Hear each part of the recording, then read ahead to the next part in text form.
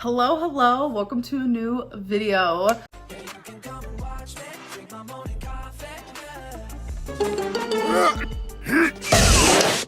Don't let your kids watch it! So in this video, we're gonna do like assumptions about me. You know what I'm saying? So that's what this video is. Let's get into it. You currently have cellulitis and that is why you are not filming. No, that is not true. I haven't had cellulitis for months. I told you guys that I originally stopped filming because I just wanted a break. I wanted to spend time with Tommy. I want to enjoy my time with Tommy. I also just like don't want to film. Plus this time of year, I always get in this weird like depressive state and I do come out of it. So I'm so happy in my relationship. I realized how like so much of YouTube like literally made me unhappy. There's just been like a lot that's been going on within like my life and within YouTube. And I'm like, I just don't want to film. Normally when something or someone is in your life and it doesn't give you anything good in your life, it makes you unhappy. Usually you get rid of that. So coming from like the high and the happiness and just like, wow, just like feeling light and free in my normal everyday life. And then all of a sudden, like every time I go on YouTube, there's just new rumors and there's this and there's that happening and I'm harassed and it's just a lot.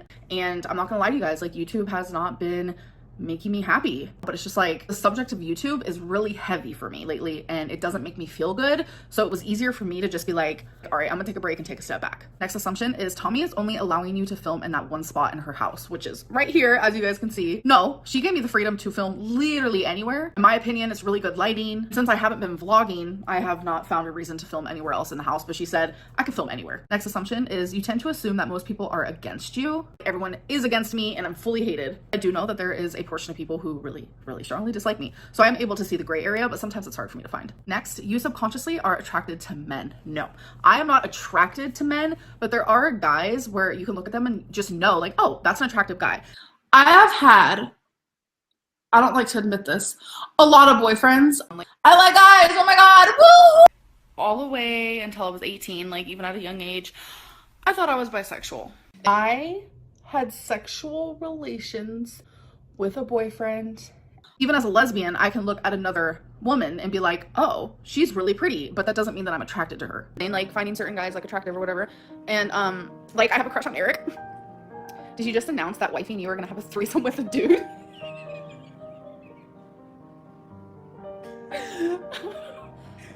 Did I?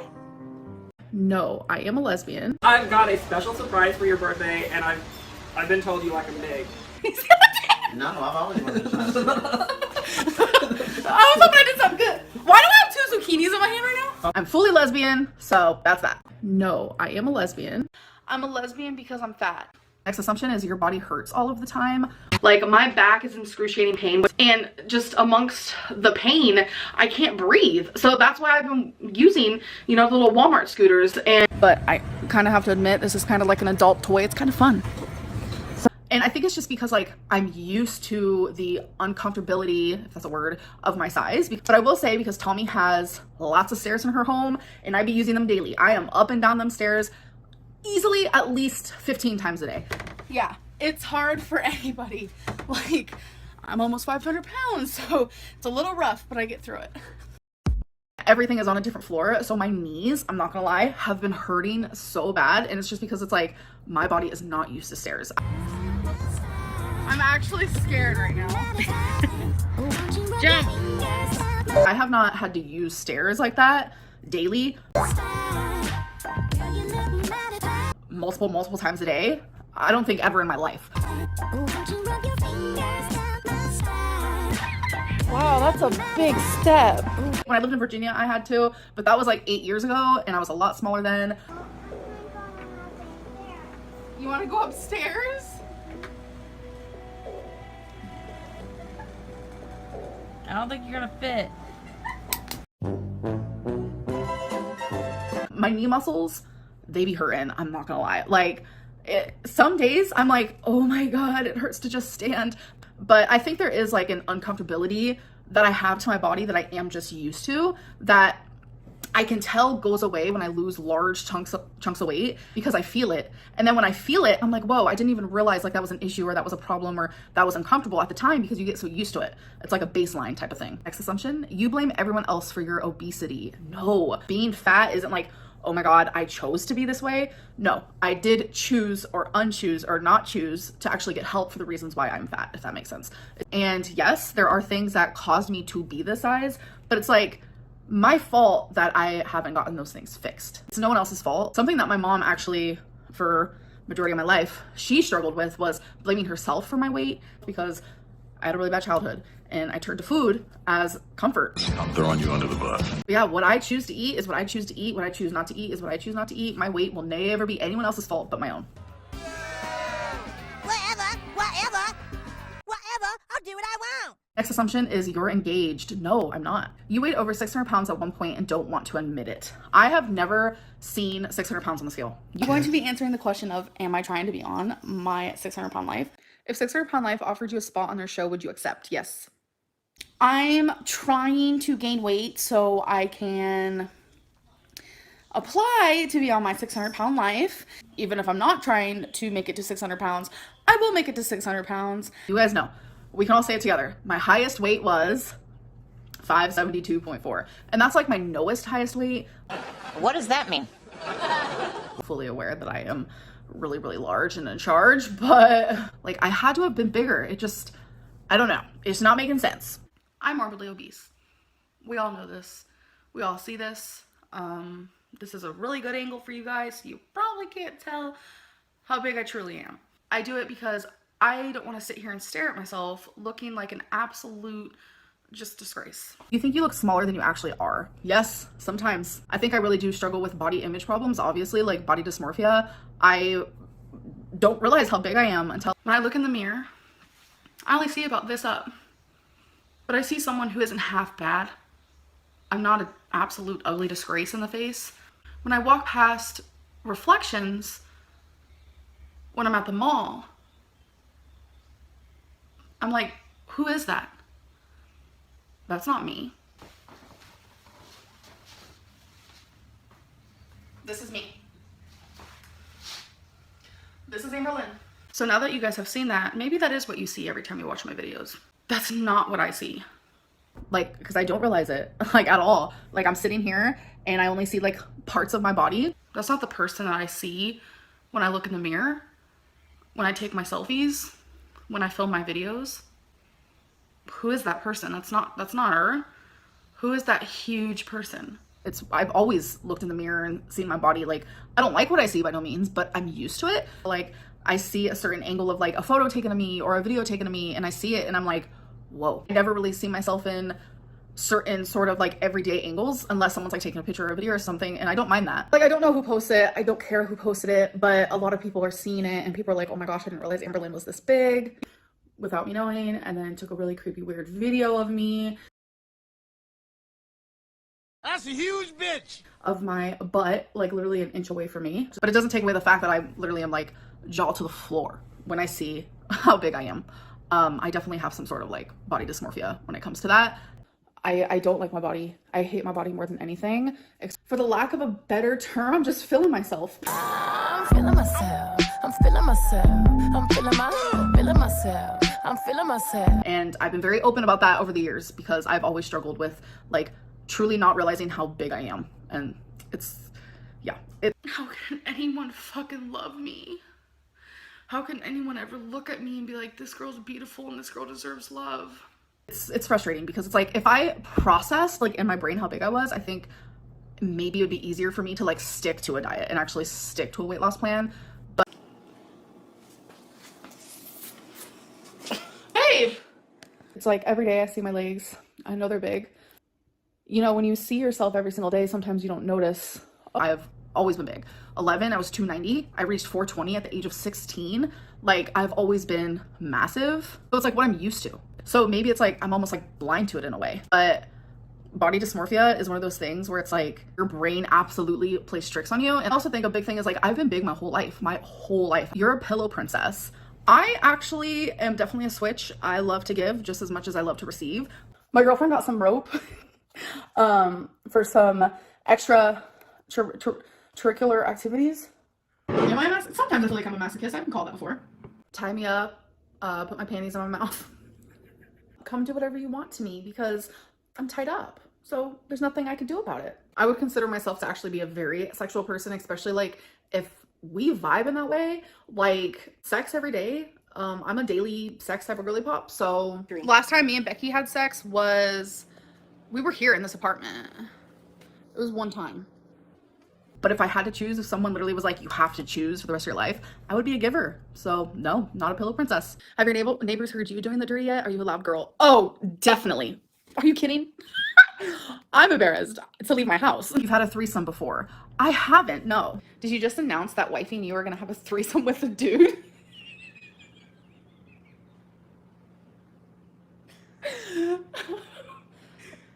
Did I? I mean, one time when I was 15, this guy and his cousin, there was some things, y'all are missing the double hand job. I'm fucking leaving. Okay.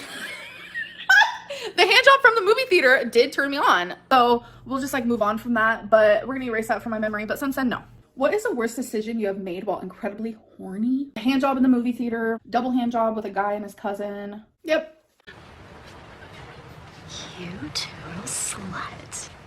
You have a sweet tooth. Oh yes. Because that is so freaking triggering for me, like on a whole other level. I have a massive sweet tooth. I've never really had troubles with my teeth per se, like nothing out of the ordinary. Here we go. I just want to let you guys know that my teeth are actually really healthy. Which, I don't know, like you could take care of your teeth and I could still just say, you know what, I don't agree with your mouth. I don't like your mouth, so I'm just gonna hurt you. So a really big hole formed, and that is what I was dealing with.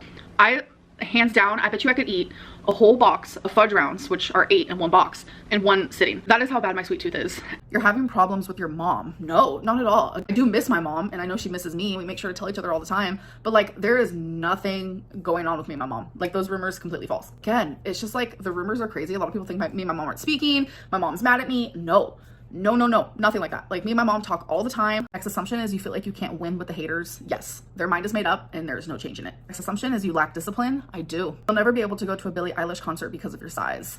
Not a thing. Next assumption is you bailed your urologist appointment. No, I did not. When I did have that appointment and when all of that kidney stuff was happening, since it's a unobstructing or non-obstructing kidney stone, means it's not traveling. It's like in my kidney and it's chilling, because a lot of people have non-obstructing kidney stones and they don't even know it. So they said that if I stopped having symptoms completely for weeks, then there was no reason to go to a urologist because there was nothing they could really do about it. Twinkie is with Mama Lynn. No, Twinkie is without a doubt here. And a lot of you are like, how come you're not like vlogging her? Because I'm not vlogging. I haven't even vlogged, like, who knows? Maybe here down is actually missing. If people don't see my animals, or if they don't see me trying to work on my weight loss, or if they don't see me, I don't know, donating to like charities, it means those things aren't happening.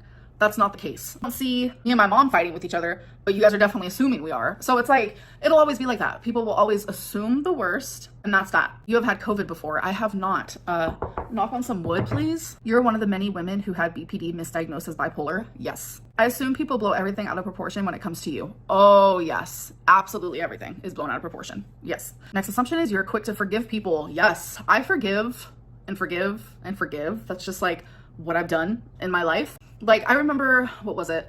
Zachary Michael was going through something like with his health, and I just know it's scary, and I felt empathy and I felt sympathy towards him for that because I relate and it's scary. And so the person that I am, like I felt compelled to message him. I never mentioned publicly that I did that.